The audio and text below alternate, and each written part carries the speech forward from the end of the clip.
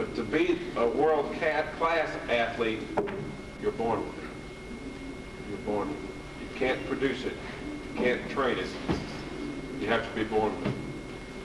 You know, Mr. Embrick's best pigeons that were just unbelievable champions were the class athletes of Belgium at the time.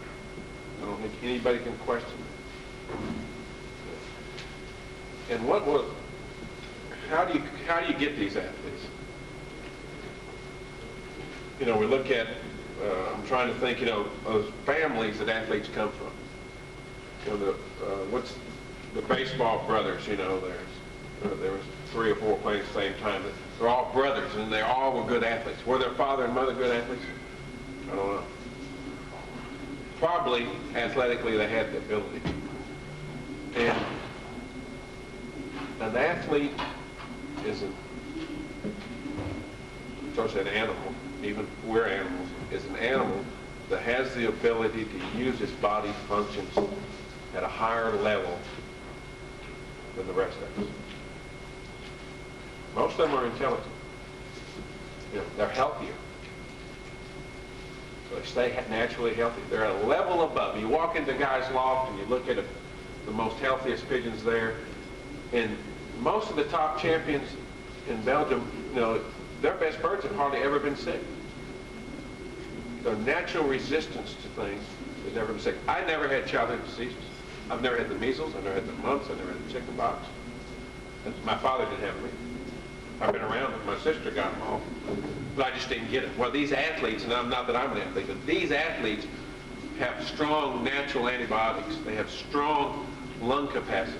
They have strong muscle structure, bone structure. Now, what's required to be an athlete? Okay. If you're going to play center in the NBA, let's start the requirements. 6'11", 6'10", maybe 6'11", 7'2". So if we're trying to pick a center for the NBA, and we line all these guys up right there, and they're not 6'10" or 6'11", let's move them out, because they ain't going to be center in the NBA, right? They just can't play it. They can't play it. No matter what they are, they can't play it. Today, they're giving an award, the Heisman Trophy, for the best athlete in America at football. Maybe it'll go to Oklahoma. It ought to go. He had a tremendous year. But there's certain requirements for whatever we're in to be an athlete. If we go out to UCLA and we line up all the offensive linemen, I'm going to line them all up here. They're all going to be 6'1" to 6'7". They're all going to be 205 pounds to 280 pounds. Is that right? Now, if I line them all up on this wall, who out of you out there can pick the best one? Who of you out there can pick the best pigeon? But you can pick the best. You can't do that either. You may think you can, but you can't. You can pick the athlete.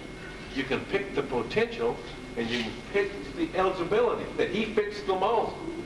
But if we line up these offensive linemen from 6'1" to 6'7", you can't pick the best one until they play the game.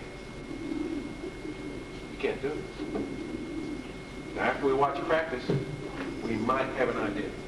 After we train the birds a little bit, we got an idea. But after we get them into the game 3 or 4 times, the middle of the season, we got the first ring lined up and we're going. Well, after the birds fly 5 or 6 races, we start going. The real athletes, the competitors, come forward. You know, and I like to talk about the Dallas Cowboys, even though they're doing terrible, but their philosophies were, in the early days when they came up and rose quick, was they always drafted the best athlete available in football, regardless of how good he was, because they always felt that if you lined one athlete up against the other athlete, the superior one will rise to the top eventually. Eventually he'll be the best. The other guy may have better training, better techniques, better conditioning, but when you get them into the same conditions, then the best one's going to be better. Now the trouble with pigeons is we don't have them under the same conditions. We never have them under the same conditions. Now we have the one law for us. The one-off race, San Diego Classic, all the one-off races have become more and more popular. Because why? We're putting them under the same conditions. So we can start evaluating. The trouble is that some of them need a little more work than others, and we still don't know. Some are more motivated than others, even though there's no attempt to motivate. Some of them take advantage, of motivation. So, but that's the best way we can do it. Now, why do we go to Europe and buy pigeons? Simple. Ralph, how many people fly in your club? How far apart are you from the farthest? They're all within 5 miles of the clubhouse. Okay. In Belgium, where Ralph flew, all within 5 miles of the clubhouse, there's 100 guys. Loft location was not totally significant. So what we had was the closest thing to a one-off race we can get. And at the end of the year, we knew who had the best slot season. And then everybody knew at the end of the year the 5 or 6 best pigeons. Because they took the big pools every week, right, Ralph? You recognize that same number getting the money in front of you. So we recognize the best athletes. That's why we go over there. Because the variables that determine what level you play at are reduced under those conditions. So we get a true evaluation, a true record. Now, are the best athletes, and somebody was watching the tape with me over there a minute ago, are the best athletes the best breeders? Yes. I think they always are. Are the best, now we have to make decisions. We all don't have the money to buy the best. So we buy a son of the best. Did he inherit the ability the father had? Probably not. Very, very difficult for a pigeon to breed, a champion pigeon, to breed one as good as he is. He can't reproduce himself because he was a champion. And if he did reproduce himself, we'd all be standing in line buying those pigeons. So what do we want to do? How do we go about breeding these champions, these athletes, these gifted athletes that are superior specimens that come to the front? We find families of pigeons that have lots of them in them. We go to this guy's loft and we say, show me your best pigeon. And he reaches over here and shows me. He's beautiful. And if you're in Belgium, you say, you got any brooders to it, any brothers to it? No. You don't want that one. Show me your next one. There it is. You got any brothers that one? Yeah, here's one. Here's one. Here's one. Here's one. Hey, this pair is producing athletes. Let's get a brother to that one. Or let's buy that pair. Because they're at a high level. They're consistently throwing numbers and numbers of top athletes. When you look at a pedigree, the only real evaluation of a pedigree is how many champions are in the pedigree. This is a brother to a champion, a son of a champion, a daughter of the champion, a sister to the champion. But how many champions are in the pedigree? If we look at the 4 grandparents and only one grandparent, I bought a pigeon the other day because it was a bargain. It was a grandson of the old 19. I bought it for $100. I'm going to make a profit. That's why I bought it. Simple mathematics. The bird's father is worth $7,000. He's worth $400 or $500, and y'all let me have it for $100, so I tell you. But he was only one grandparent. There's 4 others, 3 others, 3 others. 75% chance he's not going to inherit anything. His pedigree is influenced by 75% by non-champions.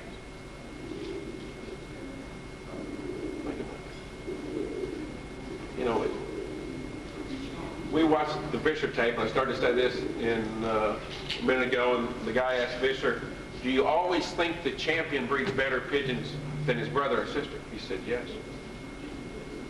He really believes that. Occasionally there's the exception, and there's the exception that maybe the brother bred better, but maybe he didn't get raced.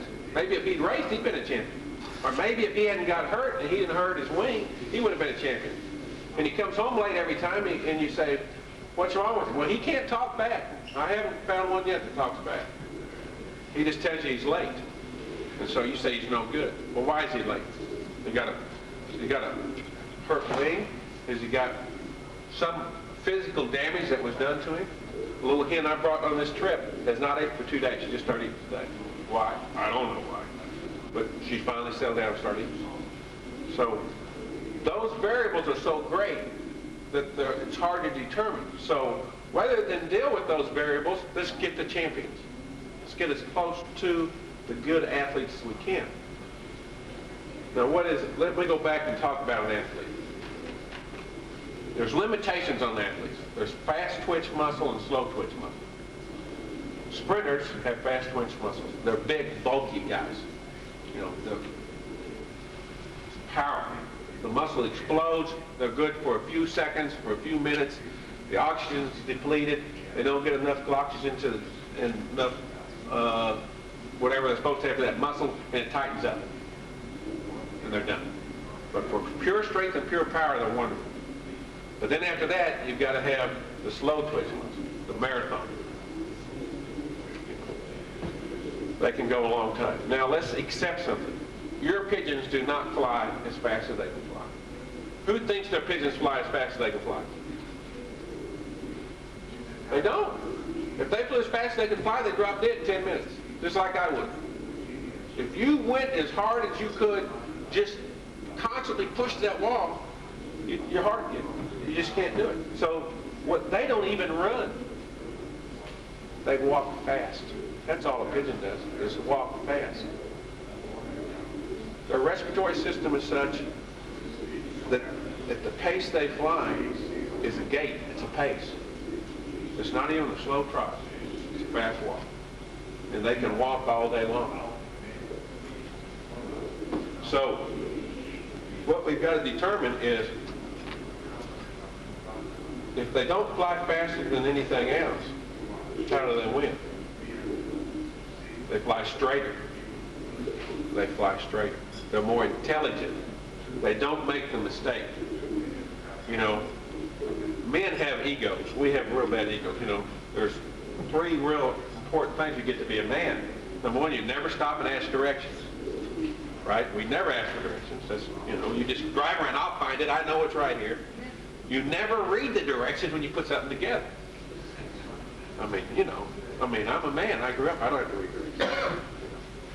But pigeons that are intelligent, that are athletes, their mind functions quickly. They think quick, they're quick thinkers. And the problem-solving techniques required in homing ability function quickly in their minds. And they resolve which way is the proper direction, and they go that way. And they hold the line through an athlete. They set the pace, they hold the pace, they hold the line, and they win because they flew the straightest line. Now, when we get out to distance, what happens? When we get out to 400 miles, 300 miles, every time we fly over 6 hours, every hour after 6 hours on the wing, 5 to 10% of the flock falls back because they're not properly conditioned athletes to stay up at that point. They had that fast gait for that walk, and they were doing fine. But after that 6 or 8 hour athletic effort, we had to have conditioned that athlete. Then he must have been properly cared for. He must have been healthy. He must have all the faculties working at a maximum, and he can hold that gait longer. Now, certain pigeons, and the muscles are the limiting factors. After 6 hours, they run into a brick wall. Boom. They're tight. They can't fly anymore. It hurt. They ache. It's done. They sit down. Wonderful. Recognize it. Don't throw them away. Let them be. What's wrong with having the best short distance pigeons in town?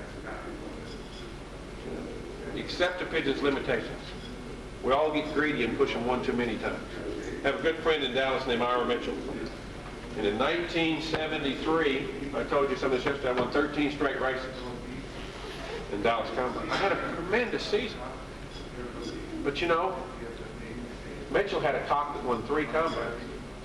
And I got second to him 3 times. If that pigeon hadn't been there, I'd had a really unbelievable season. And this was a tremendous athlete, a tremendous pigeon. And I took a friend over from out of town and said, And Mitchell had the picture of him on the wall, and there he is. And Mitchell tells him about once he's the only day bird. He was. I clocked the first bird the next morning. Once there's only 5 day birds. And on another race he won it. And the guy says, well, where is he? He says, I shipped him the next week too. He pushed that athlete past his limitation and asked too much of him. And he couldn't. He lost it. I've done it. You've done it. You know, greed sets in and we ask more of them. Think about what you're asking of that animal. Think about what you're asking. You know, they cannot tell us, they can't ask, you know, they can't answer our questions, but they show us signs. Watch recovery in an athlete. An athlete recuperates quicker than a non-athlete. He bounces back. And if he's healthy, because he's healthy, you've got him healthy. He looks fit all the time. You've walked in a guy's loft, handled breeders, and you can't believe they're not even flying out. They look so healthy. They inherit those abilities. It is inherited. When you go to the real cream lofts in Europe, you're just amazed at the health loft maintains. And you say, well, how do you keep them so healthy? Well, we just clean the floor. And that's all they do. What happens is, over the years, they've developed a family of superior athletes that have this natural resistance to diseases. And they're healthy. They're so healthy. You just can't believe it. You've seen the tapes, Gannis tapes, and the tapes I've had, how healthy the birds look. They are that healthy. You know, the Europeans are not as sophisticated as we are, but in terms of pigeons, but they have the basics down perfect. They make no mistakes. They don't take any risks. We're high-risk pigeon flyers. Let's take these youngsters and fly them out to 400. You won the pools 3 weeks in a row, you can do it again. He's only 5 months old. You know, you push them. We push them. And the key to getting somewhere is being lucky enough to find a family that throws those athletic abilities often and enhance it. Now, how do you continue that? Well, you can breed your own family, or you go to another family where it's happened and bring that in. And I think that's where the real superstars come. I think when you've got a family here that's gifted with athletes and you've got a real line of champions, and you go over here and you get another line of real champions that's gifted, every now and again that magic happens. And you can't reproduce it. Don't think you can. I mean, if you know, all you can do is reduce the bottom end. You know, every football team in the NFL has some players that could start from most other teams, 1 or 2 other teams. You know, Dallas Cowboys got the worst record in football now, but I believe most everybody would like to have Herschel Walker. You know, he's a superstar. And this guy, on his worst day, is wonderful. He's gifted. He just has it. There's a pigeon flyer in Buffalo, New York, Eddie Abramowski, a good friend of mine. He's the trainer for the Buffalo Bills football team. Real nice guy, if you ever get a chance to meet Eddie. And Eddie was a good friend of O.J. Simpson. He started with the Buffalo Bills 20 some odd years ago, and he's been there. Him and the only 2 guys that's been there forever. Everybody else has come and gone. And he knew O.J. very well. And O.J. always gave him gifts because he was a trainer. And he said they were playing a game, and O.J. Simpson was going around right in. All of a sudden, there was a guy coming up behind him, and O.J. turned and let that guy miss him.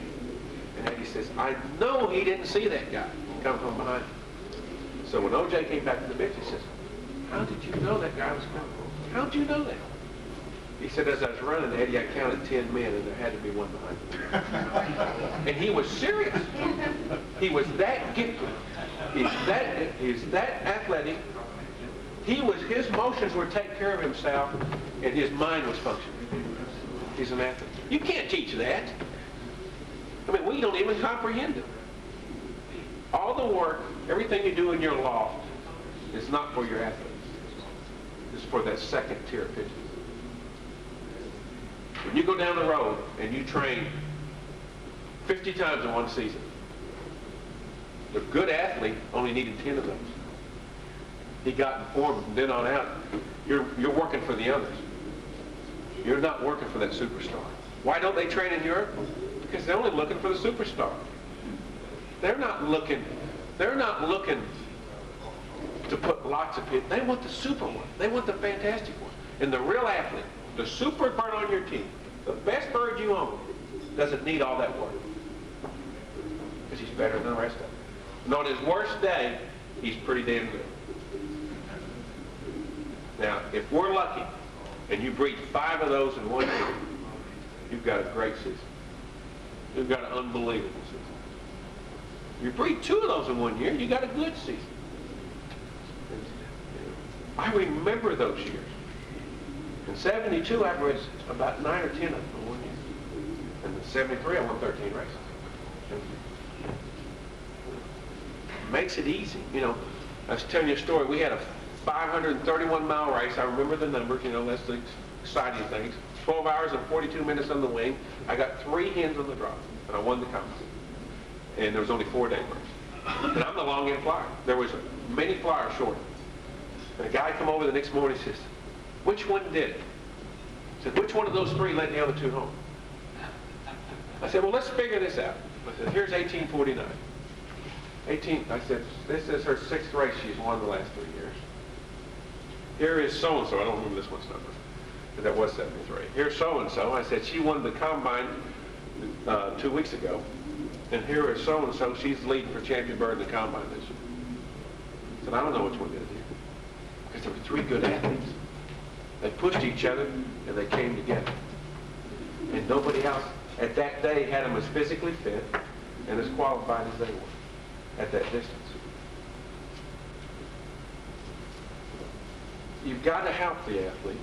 You've got to give him good nutrition. You've got to give him plenty of oxygen, room. But you don't have to do all the work you do with the others. Don't screw him up. Don't have Herschel Walker playing full contact drills on Monday morning. I don't want him breaking his damn ankle and don't count nothing. Don't screw him up.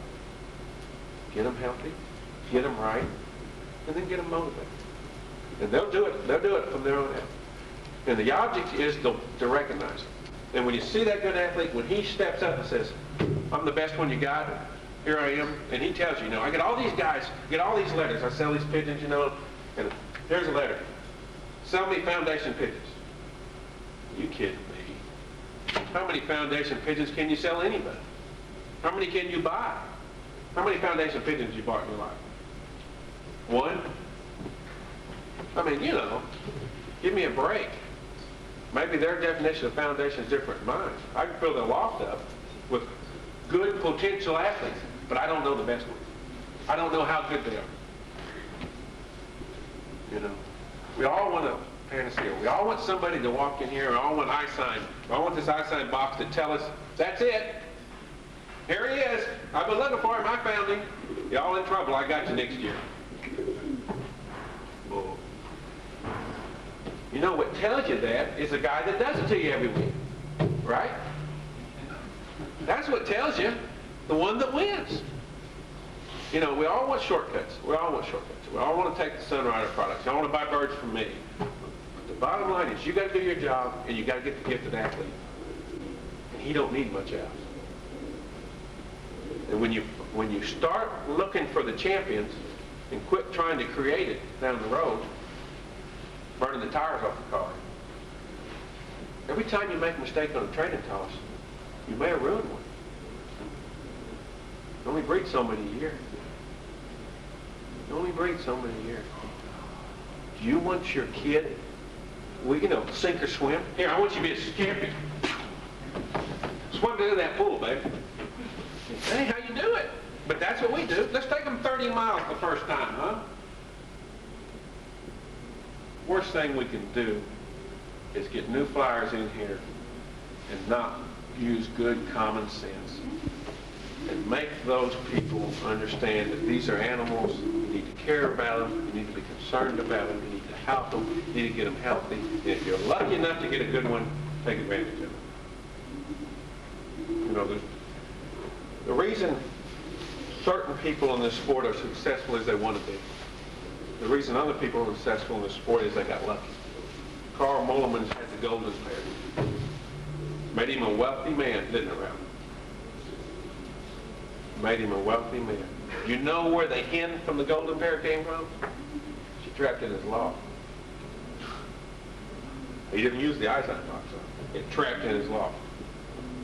And that pair itself, that one pair of pigeons, the 67 cock and 66 hen, is probably sold $1 million worth of offspring. I'm talking grandchildren, children. If you can buy a son of the cadet, you're going to pay $5,000 to $6,000. And it was luck. It was luck. If it wasn't luck, we'd all be doing it. But what happened? He recognized it.